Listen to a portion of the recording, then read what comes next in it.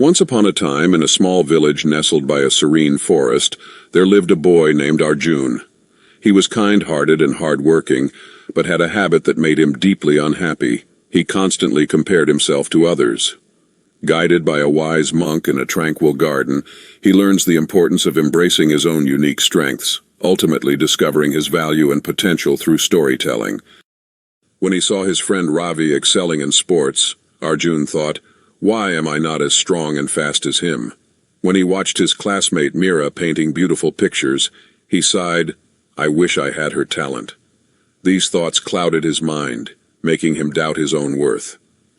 One day, overwhelmed by his feelings of inadequacy, Arjun wandered into the forest. He walked aimlessly until he stumbled upon a tranquil monastery. There he saw an old monk meditating under a sprawling banyan tree. The monk's peaceful demeanor drew Arjun in, and he approached cautiously. "Wise one," Arjun began, his voice heavy with sadness, "I feel like I'm not good enough.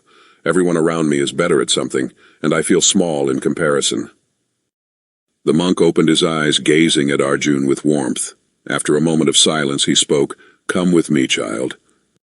He led Arjun to a garden filled with an array of flowers, roses, lotuses, sunflowers, and tiny daisies. "Tell me, which flower is the most beautiful?" the monk asked.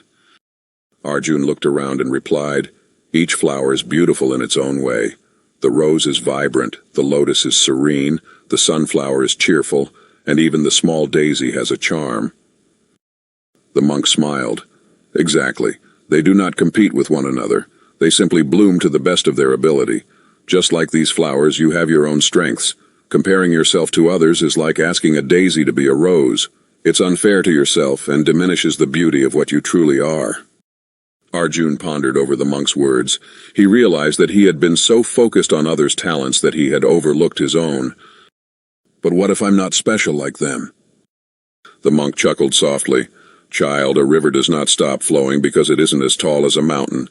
It fulfills its purpose by nurturing life along its path."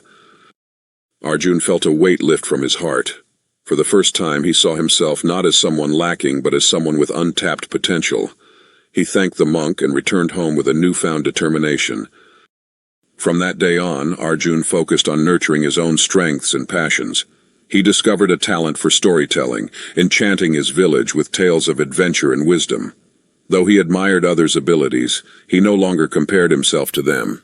He had learned to bloom like the flowers in the monk's garden, fully and freely in his own time.